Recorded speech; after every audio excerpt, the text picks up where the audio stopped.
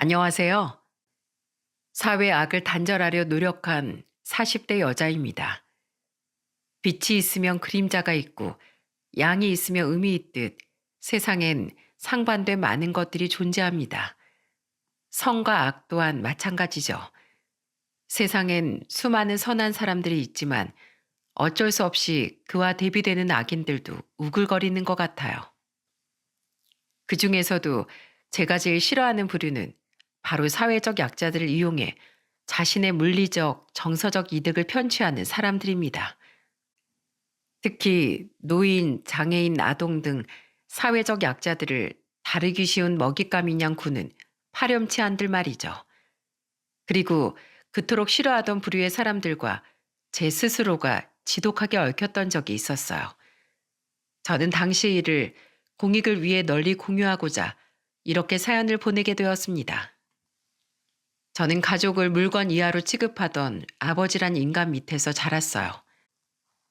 야, 뭘 꼬나봐? 얘 봐라. 눈빛이 왜 이래? 너 일로 와봐. 여보, 애가 이틀 동안 밥을 제대로 못 먹어서 그래요. 힘이 없어서 눈도 제대로 못 뜨는 앤데 눈빛이 뭐가 어떻다고 그래요. 어허, 이것들이 미쳤나? 그럼 내 말이 틀렸다는 거야? 네 눈엔 내가 눈깔이 삔 놈으로 보여? 내가 밖에서 막노동한다고 무시당하니까 이젠 집구석에서 놀고 먹는 너도 서방이 우습다 이거야? 그게 아니라 잘못했어요, 여보. 허구한 날 사회에 대한 자격지심과 화를 가족에게 풀던 아버지. 아버지에게 머리채를 잡혀 빗자루처럼 방바닥에 쓸려다니던 엄마. 그런 모습을 보며 벌벌 떨던 저. 어린 시절의 기억은 그 어느 거 하나 평화롭거나 아름다운 것이 없었습니다. 엄마와 제 몸은 항상 멍투성이었죠. 결국 아버지가 외출한 틈을 타 엄마는 6살인 저를 데리고 도망치셨습니다. 아직도 기억이 나네요. 놓칠세라 꼭 잡고 있던 엄마의 손, 얇은 잠바 사이와 볼을 베듯 스쳐가던 스산한 겨울바람, 이미 작아질 대로 작아져 발꿈치는 들어가지도 않던 낡은 운동화가 벗겨질까 힘을 꼭 주고 있던 시린 발가락의 감각들. 너무 오랜만에 외출이라 저는 철없게도 겨울의 맑은 공기를 폐부 깊숙이 들이마시며 상쾌한 기분을 만끽했습니다. 앞으로 제 앞에 펼쳐질 미래는 꿈도 꾸지 못한 채 말이죠. 엄마와 함께 집에서 도망친 날, 저는 아버지를 잃은 동시에 엄마마저 잃게 되었어요. 미안해, 가영아. 엄마가 널 데려가고 싶은데 엄마가 지금 가진 돈이 없어서 널 먹여 살릴 수가 없어. 엄마랑 가는 것보단 여기 있는 게 훨씬 나을 거야. 엄마는 저를 한 보육시설 앞에 세워둔 채 뒤도 돌아보지 않고 떠나셨습니다. 솔직히 20대까진 엄마가 원망스러웠어요. 엄마는 그 뒤로 한 번도 저를 찾으러 오지 않았으니까요. 그리고 전 20대 중반에 서류를 떼어보고 나서야 엄마가 이미 세상을 떠났다는 걸 알게 되었죠. 지금 생각해보면 맨몸으로 도망쳤던 엄마에게 그것이 최선의 방법이 아니었나 싶기도 해요. 지금은 여성 쉼터, 피해 아동 쉼터 등 많은 사회복지시설이 있지만 당시엔 그런 복지기관이 없었거든요. 혹여 있었는지도 모르겠지만 아무튼 일반인들이 쉽게 접할 수 있는 시설은 아니었겠죠. 그러니 그 보육원이 엄마의 입장에선 자식들을 맡길 수 있는 최고이자 최선의 사회복지시설이었을 겁니다. 낯선 곳이 무서워 저는 몇 날 며칠을 보육원 구석에 앉아 울었어요. 그런 제게 인내심을 가지고 다가와 준 분들이 바로 보육원 원장님과 선생님들이셨죠. 저는 마음 따뜻한 그분들 덕에 밝고 쾌활하게 자랄 수 있었습니다. 생각해보면 저는 참 운이 좋은 사람이었어요. 선생님들뿐만 아니라 함께 자란 언니 오빠들과 동생들, 그리고 친구들 모두 좋은 아이들이었거든요. 부모 없이 이런 양육시설에서 이만큼 밝게 웃고 살기가 굉장히 어렵다는 것쯤은 사춘기 시절 저도 이미 알고 있었죠. 게다가 저는 한 복지단체 후원으로 보육원 퇴소 후 교대까지 진학할 수 있었습니다.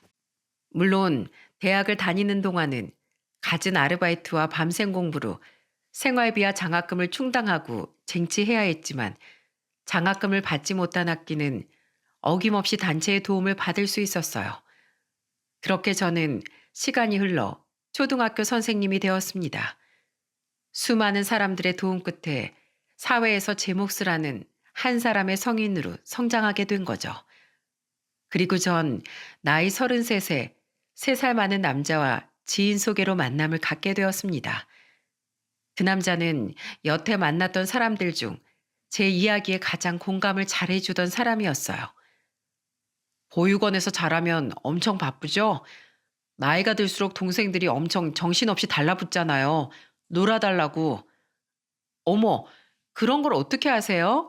맞아요. 특히 우리 원 애들은 저랑 노는 걸 엄청 좋아했어요. 그래서 고등학생 땐 공부하기 엄청 힘들었다니까요.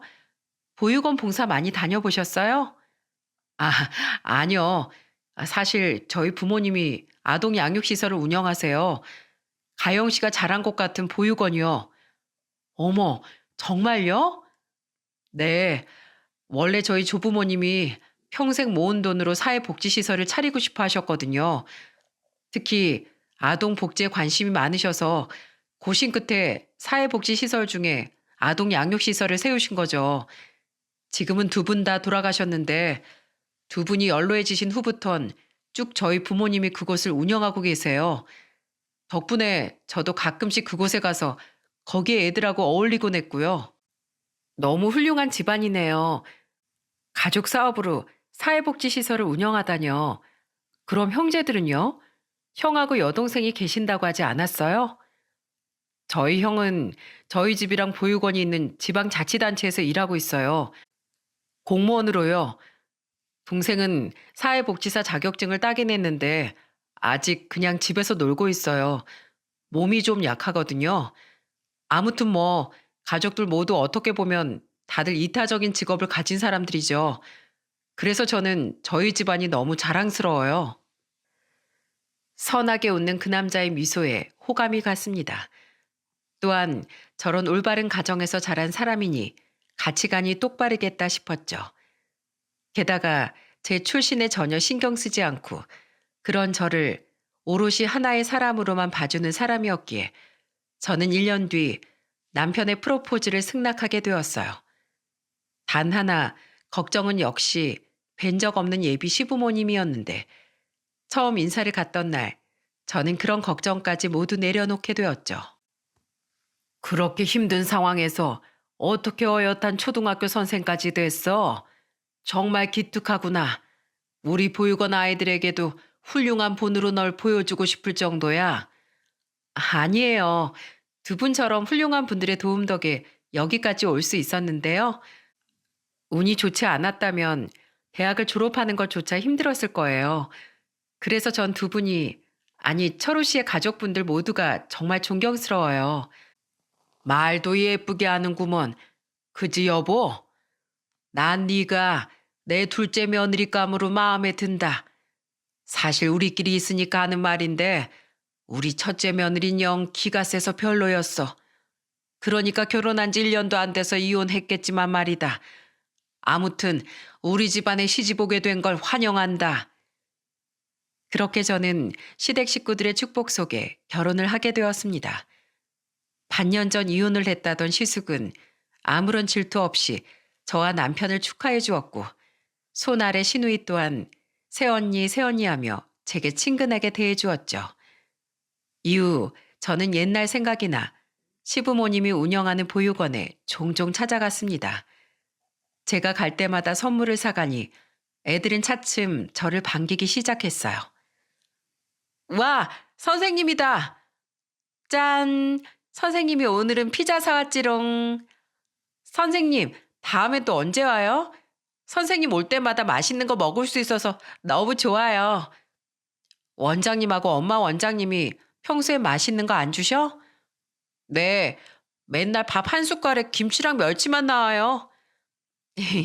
우리 주성이 김치랑 멸치가 싫어서 그거만 머리에 콕 박혀 있구나? 알았어. 선생님이 원장님들한테 앞으로는 맛있는 반찬 많이 나오게 해주세요 하고 부탁해 줄게. 진짜죠? 우와, 신난다. 아이들은 저를 선생님이라고 불렀습니다. 왜냐하면 보육원엔 제가 일하는 초등학교에 다니는 학생들도 몇몇 있었거든요. 보육원에 있어도 애들은 애들인지라 피자를 입에 물고 해맑게 웃는 모습이 너무 보기 좋았습니다. 그리고 부디 저처럼 저 애들이 앞으로도 나쁜 일 겪지 말고 이대로 쭉 행복하게 자랐으면 했죠. 하지만 평소엔 대부분의 아이들의 표정이 그리 밝지만은 않았는데 시모에게 물어보자 시모는 안타까운 표정을 지으며 이렇게 말하더라고요. 우리는 최대한 잘해주려고 한다만 아무래도 부모의 빈자리만은 채워주지 못하는 거겠지. 이게 우리가 다 부족한 탓이다. 아니에요, 어머님. 그런 뜻으로 여쭤본 거 아니니까 속상해하지 마세요. 분명 애들도 두 분의 진심을 알고 있을 거예요. 그래, 그렇게 말해줘서 고맙다. 근데 힘든데 넌 뭐하러 자꾸 와. 봉사 오는 사람들도 많으니까 넌 그만 좀 와. 괜찮아요, 어머님. 제가 애들 보고 싶어서 오는 건데요, 뭘. 그럼 다른 곳으로 가보던가. 여기야 우리가 애들한테 워낙 잘해준다고 하지만 어른의 다정한 손길을 못 받고 자라는 다른 보육원 애들도 수두룩하잖니. 시모의 말에 저는 일리가 있다 싶어 한동안 시댁이 운영하는 보육원에 가지 않고 다른 보육원에도 봉사를 갔었어요. 남편도 종종 저와 함께 봉사를 다녀주었기에 저는 제가 꿈꾸던 결혼 생활이 실현된 것 같아 행복했습니다. 그런데 문제는 저와 남편에게 아이가 생기지 않았다는 거예요. 애를 못 낳는 몸이라고? 누구? 며느리 네가? 네, 죄송해요, 어머님, 아버님. 지금으로선 임신하기 어려운 몸이라고 하더라고요. 난임 치료를 받아볼 생각이지만 아무래도 큰 기대를 하긴 어려울 것 같아요. 아유, 큰 놈이 이혼하고 겨우 둘째가 대를 이어주나 했더니만 이게 웬 날벼락이야. 내 말이요. 아무튼 너 최선을 다해서 치료 받아봐라. 저는 결혼한 지 3년 뒤 난임 판정을 받았어요. 시부모님은 저에게 냉랭한 태도를 보였지만 저는 이해했습니다. 아니, 솔직히 속상했지만 이해해 보려고 노력했죠. 평소에 제게 잘해줬던 분들이니 너무 속상해서 잠시 저러시는 거겠지 하고요. 하지만 2년 뒤 결국 모든 치료와 시술에 실패하자 가뜩이나 제게 냉랭했던 시부모님은 그때부터 아예 저를 찬밥 취급하기 시작하더군요. 이게 무슨 소리야? 죄송해요, 어머님. 제가 설거지하다가 그만 잔을 깨버렸어요. 얼른 치울게요. 뭐? 가지가지 한다 정말. 그게 얼마짜리 컵인 줄이나 알아? 직수입으로 어렵게 구한 건데. 아무튼 너는 잘하는 게 대체 뭐가 있니? 어머님, 잔을 깬 건 제 잘못이지만 왜 말씀을 그렇게 하세요? 솔직히 제가 6식구가 먹을 밥상 혼자 다 차리고 뒷정리까지 다 하고 있는데 고생했다는 말씀은 못 하실 망정 어떻게 제 걱정 한 번을 안 해주시냐고요. 저 너무 서운해요, 어머님. 어머, 얘 말하는 것 좀 봐. 그럼 네가 잘했다 이거야? 그래, 말 나온 김에 한번 얘기해보자. 너 왜 요즘 자꾸 서운하다 어쩐다 말 대답하니? 그거야, 어머님 아버님이 제가 고기라도 한 점 먹으면 대놓고 눈치 주시고 제가 뭐라든 항상 밉상으로 보시니까 그렇죠. 저도 사람인데 당연히 서운하지 않겠어요?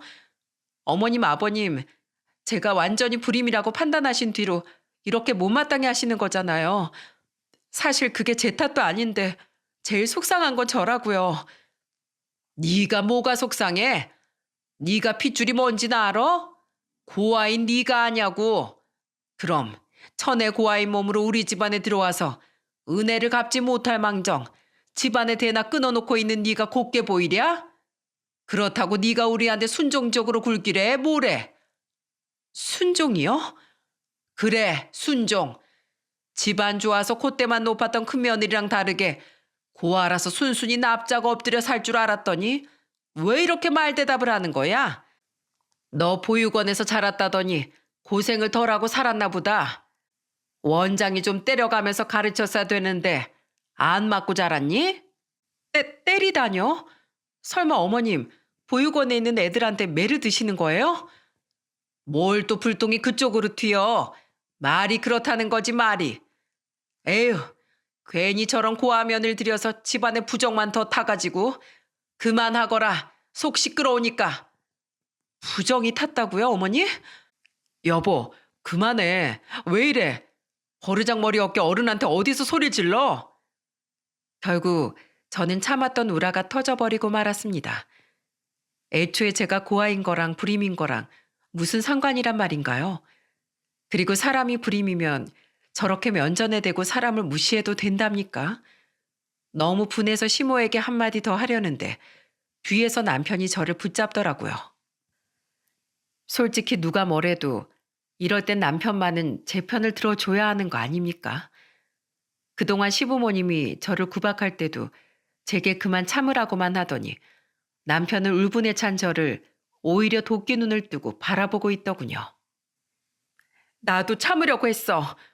근데 어머님이 나한테 자꾸 구하라고 하시잖아. 나 때문에 집안에 부정이 탔대. 어떻게 그렇게 말씀하실 수가 있어? 어머님, 아버님, 적어도 두 분은 저한테 그렇게 말씀하시면 안 되는 거 아니에요? 보육원을 운영하시는 두 분만 알아주셔야 하잖아요. 보육원에서 자란 애들의 서름을, 그 상처를. 그런데 어떻게 제 가슴에 이런 비수를 꽂으세요? 내가 보육원 원장이지 내가 고아로 자랐니? 너 말을 아주 우습게 하는구나. 우리가 걷어주고 먹여주는 것만 해도 오히려 그 애들이 감지덕지할 일이지. 우리 보육원 애들이 네 건방지고 대바라진 생각을 닮을까 봐 걱정이구나. 너 앞으로 우리 보육원엔 얼씬도 하지 말거라. 당신 진짜 그만해. 솔직히 엄마가 뭐 틀린 말 한 거 있어? 당신이 고아인 것도 맞고 고아치고 곱게 자란 것도 사실이잖아. 불임인 것도. 어른이 속상해서 한 말 가지고 그렇게 한마디도 안 지고 바락바락 대드는 거 그게 잘하는 짓이야? 게다가 우리 부모님 나름대로 사명감을 가지고 보육원 일 하시는 거야. 당신이 그런 우리 부모님의 진심을 무시하는 발언 한 거라고. 우리 부모님이 진심으로 그 일을 하시지 않았으면 불쌍한 당신을 걷어주시기나 했겠어? 우리 가족들 모두? 당신 정말 실망이다. 실망이라는 남편의 말에 순간 온몸이 굳고 말았습니다. 배우자에게 실망이란 소리를 듣는 것이 이렇게 가슴 아픈 일일 줄 이전에 미처 알지 못했으니까요. 상처를 받은 제 눈에 그제야 저를 바라보고 있던 시부와 시누이 그리고 시숙의 모습이 들어오더군요. 왜 저렇게 오바야? 이래서 결핍 있는 사람들이랑 가까이 지내면 안 된다니까. 조그만 수틀려도 저렇게 열등감 폭발하는 것 좀 봐. 그만해 오빠. 다 갖추고 태어난 우리랑 새언니랑 같아? 우리가 넓은 마음으로 이해해줘야지. 막내 말이 맞다. 당신도 이제 그만해. 철우 너도. 저를 대놓고 비난하는 시숙과 달리 시누이와 시부는 저를 감싸는 듯 말했습니다. 하지만 제 귀엔 세 사람의 말이 전부 똑같이 들렸어요. 자신들은 고아인 저보다 훨씬 우월하고 나은 사람들이라는 생각, 즉 선민의식이 그들의 마음에 뿌리 깊게 박혀 있다는 사실을 그때 깨달은 거죠. 그리고 시모와 남편 또한 항상 그런 우월의식을 가지고 저를 바라봤다는 사실을 알게 되자 온몸에 소름이 돋더군요. 불쌍? 당신 여태 날 불쌍한 사람으로 봐줬다는 거야? 그럼 당신이 안 불쌍해? 내가 불쌍한 당신 인생 이렇게 구제해 준 거야. 나 아니었으면 누가 고아인 당신하고 결혼이나 해줬겠어? 아니면 보나마나 당신처럼 밑바닥 인생인 인간하고 엮였겠지. 이제라도 알았으면 당신 그냥 납작 엎드려서 우리한테 감사하면서 살아. 알았어? 남편의 말에 큰 충격을 받은 전 그대로 시댁에서 뛰쳐나오고 말았어요. 평소 제 성격이었다면 그런 말을 듣고 그냥 나오진 않았을 겁니다. 하지만 당시 저는 너무 큰 충격을 받았어요.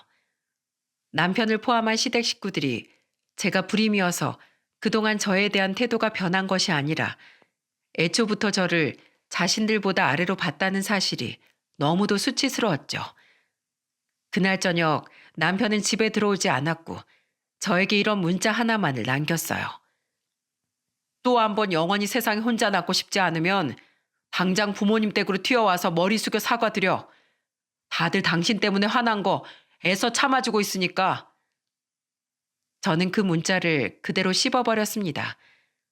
대체 제가 뭘 잘못한 건지 이해할 수가 없었죠. 게다가 이참에 시댁 식구들은 제 길을 납작 눌러놓으려는 것 같았는데 제가 미쳤다고 거길 기어들어갑니까?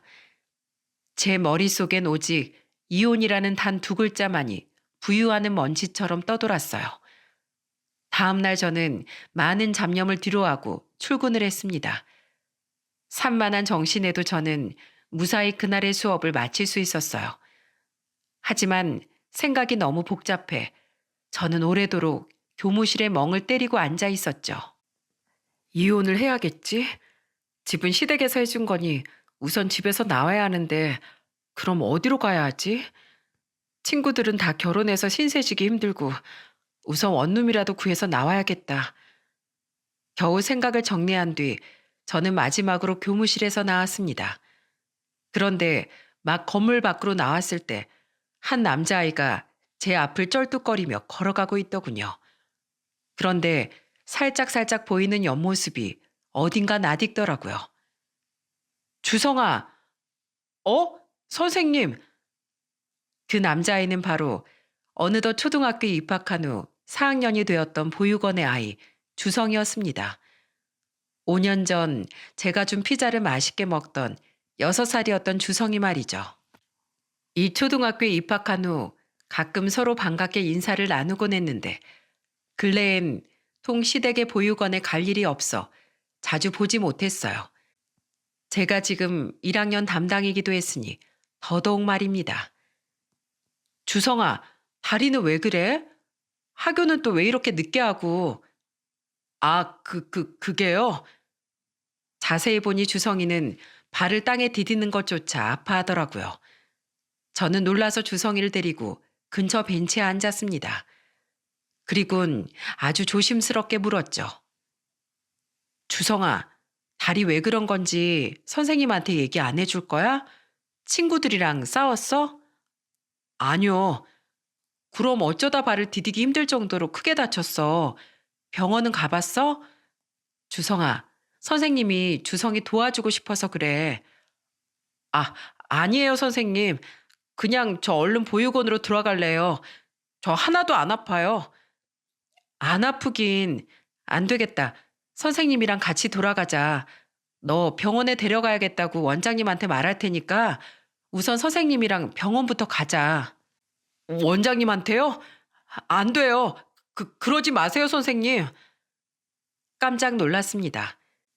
저는 죽어도 지금은 전화 걸기 싫은 시부나 시모에게 한운 수 없이 전화를 걸려고 휴대폰을 꺼내 들었어요. 그런데 그런 제 손을 주성이가 다급히 막아버린 겁니다. 그것도 바들바들 떨며 잔뜩 겁에 질린 표정으로 말이죠.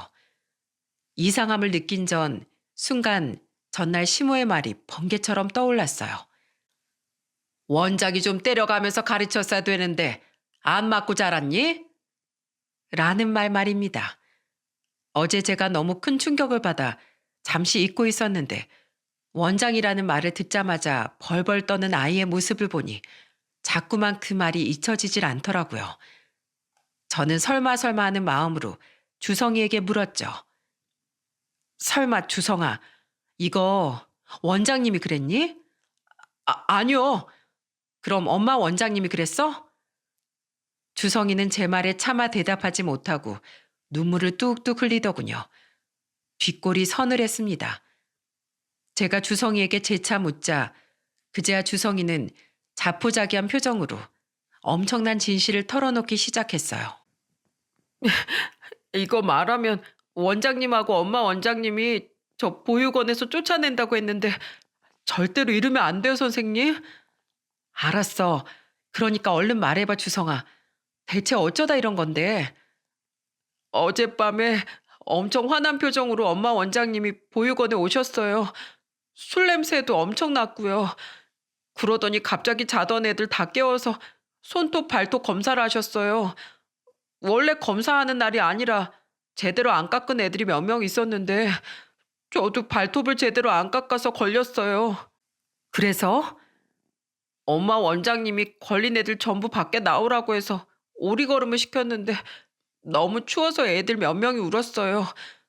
다 저보다 어린 애들이었어요. 그래서 제가 애들은 들여보내주면 안 되냐고 여쭤보니까 엄마 원장님이 애들 다 들여보내시군 저한테 벽 잡고 서라고 하시더라고요. 그러더니 제가 못 일어날 때까지 몽둥이질 하셨어요. 그리고 또다시 자기 말에 토달면 그땐 한쪽 다리로 안 끝날 거라고 하셨어요. 선생님, 저 오늘 하루 종일 아무도 눈치채지 못하게 학교 일찍 왔다가 애들 다 집에 가고 나서 돌아가는 거예요. 원장님하고 엄마 원장님이 아무한테도 안 걸리고 잘 들어오면 병원에 데려가 준다고 했어요. 들키면 곧바로 거기서 쫓겨날 줄 알라고요. 선생님, 저 엄마한테 매 맞고 컸어요. 누가 신고해줘서 엄마한테 떨어져서 보육원으로 가게 된 거예요. 저 여기서 나가면 엄마한테 다시 돌아가야 돼요. 저는 여기가 훨씬 좋아요. 엄마는 맨날 매를 들었지만 원장님하고 엄마 원장님은 어쩌다 한 번씩만 매를 드세요. 어제처럼 술 많이 드시거나 기분 많이 안 좋으신 날이 아니면 평소에는 오리걸음하거나 맨발로 쫓겨나고 밥 굽는 걸로 끝나요. 혼날 때 아니면 조금씩이라도 밥도 꾸준히 나오고 선생님처럼 좋은 어른들 오실 땐 맛있는 것도 먹고 선물도 받을 수 있어요. 그러니까 제발 저 여기서 나가게 하지 말아주세요. 충격적이었습니다. 그러니까 주성이의 말은 시부모가 아이들에게 물리적, 정신적으로 가학행위를 일삼고 있다는 말 아니겠어요? 시모는 어제 저와 다툰 일로 분이 풀리지 않아 술까지 마시고 보육원 애들에게 화풀이를 하러 갔던 겁니다. 그 피해를 고스란히 주성이가 본 거고요. 심지어 더 들어보니 평소에도 시모와 시부는 툭하면 애들에게 벌을 주었다는군요. 그것도 일하던 두 보육교사가 보지 않을 때만 말입니다. 저는 놀라고 속상한 마음에 눈물이 흘렀습니다. 그리곤 주성이의 머리를 쓰다듬으며 이렇게 말했죠. 많이 아팠겠다, 주성아. 근데 주성아, 이 일 다른 사람한테 이야기하지 않으면 평생 끝나지 않을 거야. 그러니까 이 얘기 주성이가 직접 경찰서에 가서 이야기하면 안 될까? 주성이가 얘기를 안 하면 주성이가 아끼는 동생들도 언젠가 주성이처럼 이렇게 다리가 아프게 될 수도 있어. 그건 싫어요. 그치? 주성아, 네가 경찰에 이 얘기를 해준다면 너랑 다른 애들은 집으로 돌려보내지는 게 아니라 다른 보육원으로 보내질 거야. 모든 보육원이 다 이런 게 아니야. 좋은 원장님들이 얼마나 많은데 사실 선생님도 보육원에서 자랐거든. 근데 선생님은 너무 좋은 원장님하고 선생님들을 만났어. 덕분에 이렇게 잘 자라서 선생님도 됐잖아. 그러니까 겁먹을 거 없어, 주성아. 정말요? 저 정말로 엄마한테 안 돌아가도 돼요? 보육원 누나랑 형들이 다른 데도 어차피 다 똑같을 테니까 그냥 거기서 얌전하게 지내는 게 낫다고 했어요. 아니야, 주성아. 힘없는 어린애들한테 손찌검하는 어른보다 더 나쁜 어른은 세상에 없어. 그러니까 선생님 믿고 경찰서에 가자. 어? 저는 겁에 질려 있는 주성이를 설득한 끝에 긍정의 대답을 이끌어낼 수 있었습니다. 저는 우선 주성이를 데리고 정형외과를 찾았어요. 끔찍하게도 주성이는 한쪽 다리뼈에 금이 갔더군요. 저는 진단서를 끊고 주성이를 입원시켰고 그 즉시 경찰에 신고를 했어요. 경찰들은 얼마 지나지 않아 주성이의 병실에 도착했고 자초지종을 모두 들은 뒤 한 경찰분이 제게 물어보더군요. 근데 배가영 씨 시부모님이 그 보육원 원장 부부라고 하지 않으셨나요? 어떻게 배가영 씨가 직접 신고할 생각을 하게 되신 거죠? 시부모가 아니라 제 친부모라고 해도 용서받지 못할 일을 저질렀으면 응당 신고를 해야죠. 애가 이 지경이 됐는데 이걸 그냥 묵과하면 나중에 애들한테 더 큰일이 날지 어떻게 알아요? 이거 누구든 저처럼 행동했을 공익을 위한 제보예요. 경찰들이 돌아간 지 얼마 되지 않아 시부모는 경찰서로 끌려가 조사를 받게 된 것 같더군요. 그동안 병원에 입원한 주성이는 경찰에 의해 보호 조치되었죠. 제가 주성이 옆에 붙어 있던 하루 사이 시댁 식구들과 남편에게선 엄청나게 전화가 걸려왔는데 저는 그 전화들을 전부 무시했습니다. 제가 집에 들어오지 않는 하루 사이 제가 선생으로 있던 학교에 다니던 주성이의 일로 자신들이 신고당했으니 시댁 식구들은 이미 신고자가 저라는 사실을 아는 것 같았으니까요.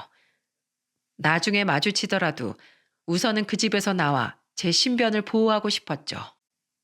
그리고 다음 날 주성이의 소식을 알리며 학교에 다급히 병가를 낸 저는 남편이 회사를 간 틈을 타 짐을 가지고 나올 요량으로 집으로 향했습니다. 하지만 그건 제 오판이었어요. 내 머리!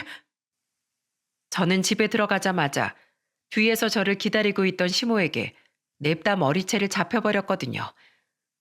다행히 집에 남편과 시숙, 시누이는 없는 것 같았는데 제가 도망가지 못하도록 시부가 단단히 앞을 지키고 서 있었죠. 야, 네가 감히 우리 집안을 신고해? 너 같은 고아를 가족으로 받아준 거에 대해 감사할 줄도 모르고 이 싸가지 없는 년. 놓으세요. 놓으라고요. 그럼 애들한테 그런 고통을 주는 사람들을 그냥 보고만 있어요? 저는 절대 그렇게 못해요. 네가 못하면 뭐 어쩔 건데? 넌 앞으로 우리한테 영원한 아웃이야. 니까짓 건 당장 내 아들이랑 이혼시켜버릴 거라고. 한 푼도 안 주고 몸만 내쫓을 거야. 바라던 바네요. 저는 버둥대던 손끝에 잡힌 시모의 머리채를 손에 틀어쥐었습니다. 그리곤 잠시 당황한 시모의 소나기에서 제 머리를 잽싸게 빼내곤 시모의 머리채를 바닥으로 내동댕이 쳤죠. 아유, 근데 저것이...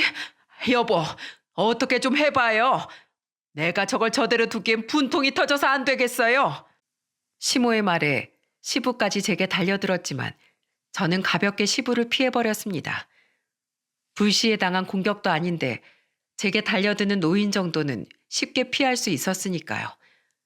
우스꽝스럽게도 저를 지나쳐 바닥에 넘어진 시부는 씩씩대며 저를 노려보더군요. 왜 혼자 넘어지고 그러세요? 사람 만만하게 보셨나 본데 저 구하러 학창시절 전부를 보낸 사람이에요. 제가 아무리 보육원에서 자란 것 치고 밝게 자랐다고 한들 학교에서 놀림 한 번, 따돌림 한 번 안 당해봤겠어요? 저 괴롭히려는 애들 수도 없이 많이 만나봤고 그 애들하고 머리끄댕이 잡고 싸워가면서 악바리처럼 버틴 게 바로 저예요. 몸싸움이라면 아주 이골이 난 전데 70이 넘은 사람 하나 못 피하겠어요? 야, 네가 감히 내 남편을? 우리가 뭘 그렇게 잘못했는데? 애들 벌 주고 하다 보면 실수로 다치게 할 수도 있는 거지. 나도 애 병원에 데리고 가려고 했어. 근데 그새 그걸 경찰에 신고를 해? 애를 다친 채로 놔두면 어머님이 곤란해지니까 병원에 데리고 가려고 했겠죠. 그것도 학교에 걸릴까봐 당장 응급실에 안 데려가고 애한테 학교에 걸리면 알아서 하라고 겁박까지 해대면서 미적된 거잖아요. 그리고 들어보니까 애들 급식에 무슨 김치 한 조각, 오이장아찌 한 조각에 밥 반 고기 정도밖에 안 나온다면서요. 그것도 자원봉사자들이나 후원인들이 올 땐 제대로 된 음식을 내놓는 척하면서요. 나라에서 지원받은 급식비, 후원자들이 후원한 그 많은 돈 죄다 어디다 쓰셨어요? 이거 엄연히 횡령 아닌가요? 네가 복지시설 운영에 대해 뭘 알아? 그 많은 애들 다 먹이고 다 입히려면 품이 얼마나 많이 드는지 알기나 해? 제가 직접 보육원에서 살아본 사람인데 급식이 어떻게 나오는지 알지도 못할까 봐서요. 두 분 오늘 저 잘못 건드린 거예요. 저한테 당장 무릎 꿇고 빌어도 모자랄 판이었다고요. 오늘 일 두고두고 후회하세요. 그리고 경찰 부르기 전에 당장 이 집에서 나가세요. 가뜩이나 지금 경찰 조사받고 있는 마당에 또 경찰 마주치면 참 좋겠네요. 그죠? 제가 경찰을 들먹이자 그제야 시부모는 주춤하더니 시근덕대며 집에서 나가버렸습니다. 거울을 보니 시모의 팔꿈치에 맞은 건지 쌍코피가 터져 있더군요. 저는 중요한 소지품과 간단한 짐을 싸서 곧바로 그 집을 나와버렸습니다. 그리곤 그 길로 짐을 숙박업소에 넣어둔 채 그대로 병원으로 가 상해 진단서를 뗐어요. 이후 저는 한동안 바쁜 나날들을 보냈습니다. 작은 원룸을 구했고 잠시 피해 아동 쉼터로 옮겨진 주성이를 챙겨주었습니다. 그리고 변호사를 선임해 시모를 폭행으로 고소했고 이혼과 위자료 소송을 준비했죠. 하지만 안타깝게도 시모와 시부가 저를 무시하던 발언이 담긴 문자 내역이나 한 번 시모에게 머리채를 잡힌 일로는 이혼 소송의 의미도 그리고 위자료를 받을 확률도 현저히 낮다고 하더군요. 하는 수 없이 저는 남편과 협의 이혼을 하게 됐는데 협의 이혼 서류를 접수한 날 남편은 오랜만에 마주한 저를 보며 이렇게 비아냥대더라고요. 당신이나 우리 부모님 신고한 그 어린 놈이나 그 아들은 원래 그렇게 다 뻔뻔해? 가족으로 걷어주고 새끼처럼 먹이고 재워준 은혜는 쥐뿔도 모르고 자기 조금 피해봤다고 사람을 신고나 하고 말이야. 아, 내가 등신 같았지.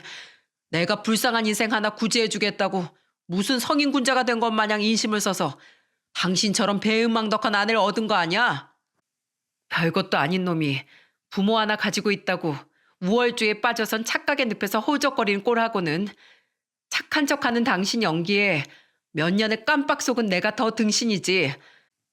당신 형이 왜 이혼당했는지도 알 것 같고 당신 동생이 왜 여태 결혼 못하고 혼자 살고 있는지도 알 것 같다. 알면 알수록 그 집 발사계 같은 성격이 드러났을 테니까. 그리고 너 저번에 나한테 그랬지? 너 같은 놈한테 뭐?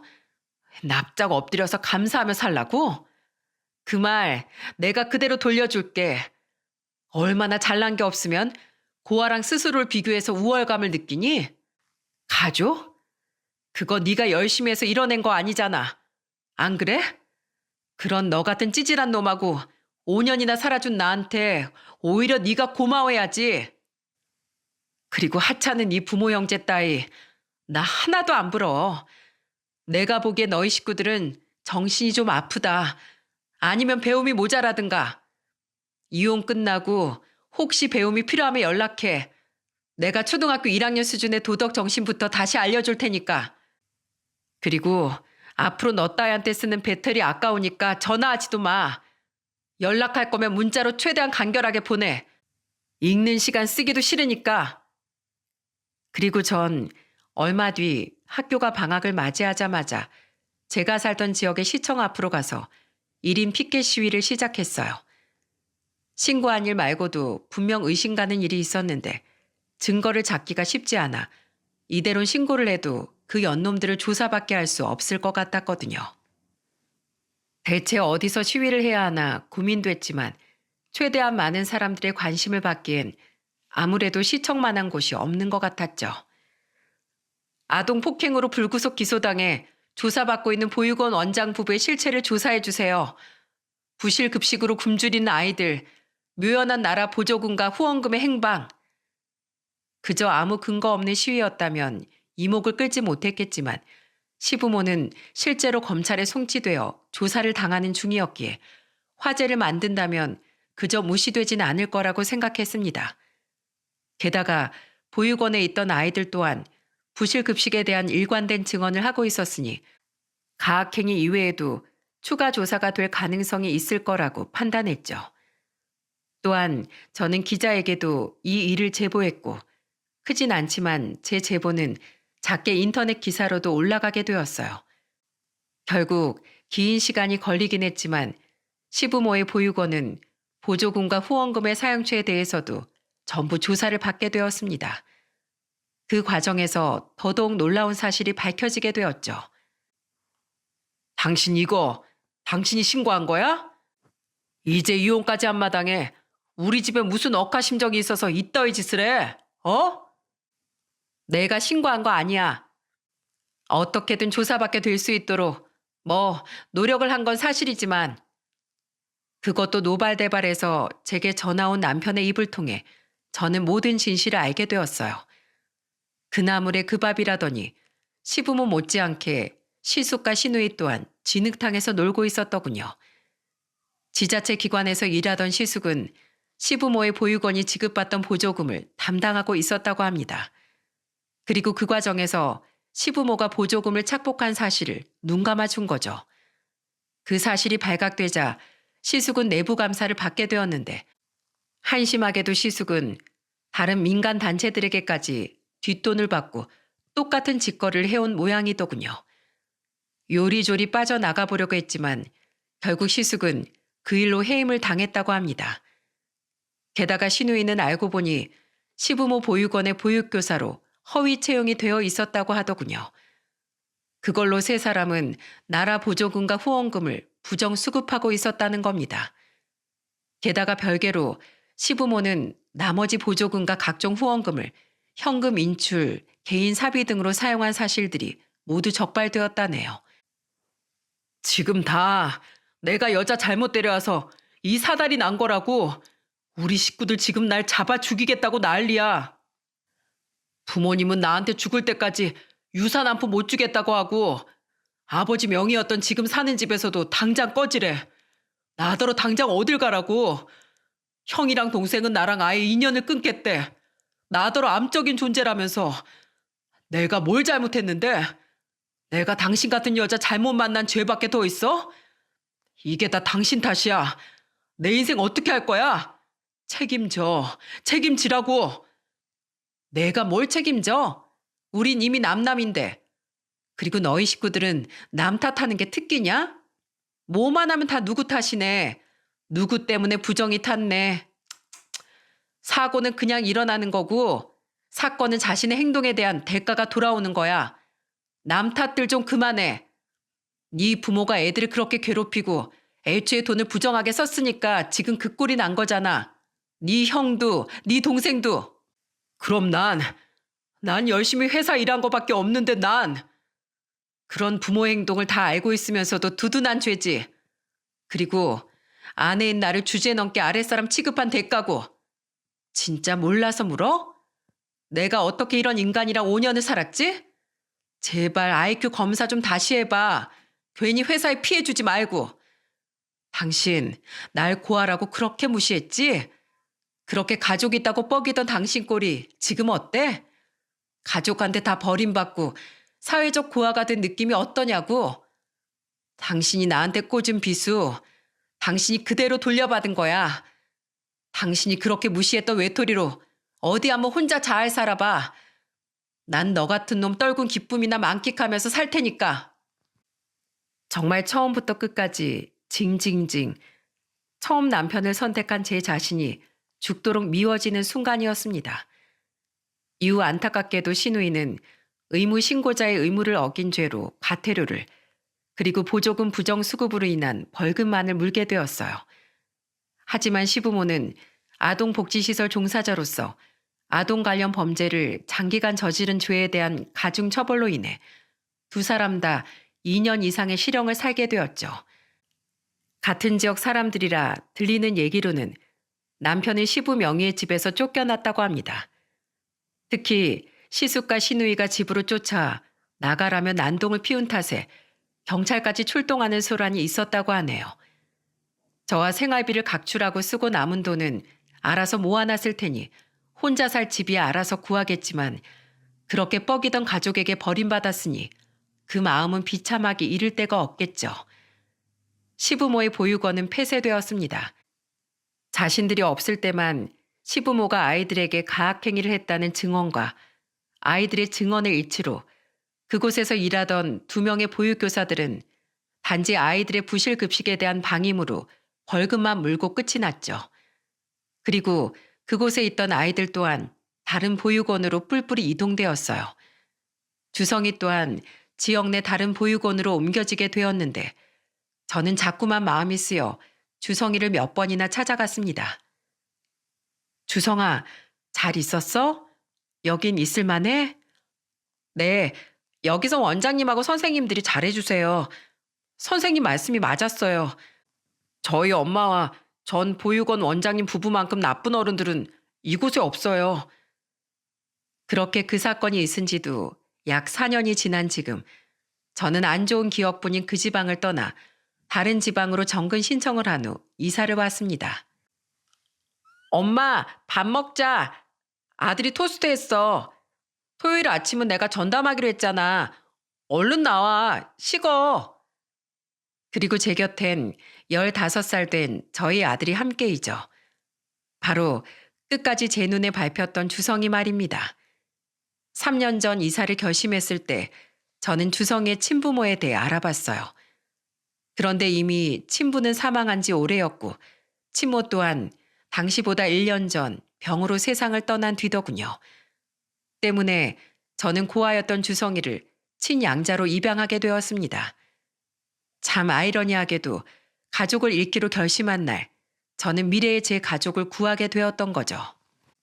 서로 가족의 정을 모르고 살던 우리는 서로에게 가장 친한 친구이자 가족이 되어 그 어느 때보다 행복한 나날을 보내고 있어요. 어느새 주성이의 미래 자체가 저의 꿈이 되어버렸을 정도로 주성이는 제게 전부가 되어버렸죠. 시부모는 다행히 출소한 뒤 저도 주성이도 찾아오진 않더라고요.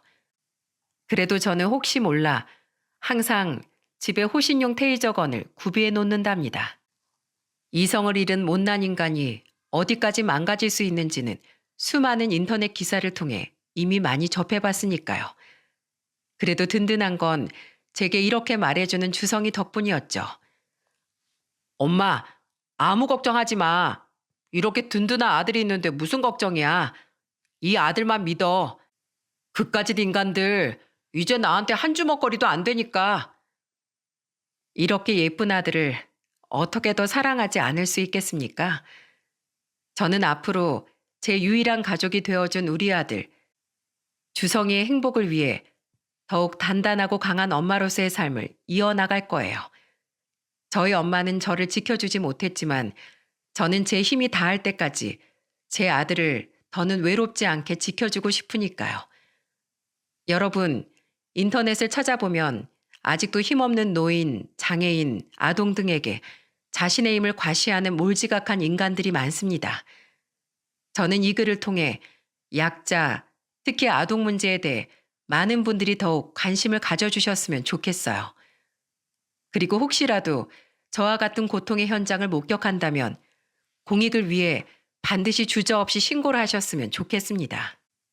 여러분의 그 신고 한 번 한 번이 수많은 사람들의 인생을 구할 수도 있을 테니까요. 그럼 제 사연을 들어주신 분들 모두 혼자라도 쓸쓸하지 않은 겨울을 보내셨으면 좋겠습니다. 여러분들 마음에 항상 온기가 가득하길 항상 어딘가에서 간절히 빌게요. 감사합니다.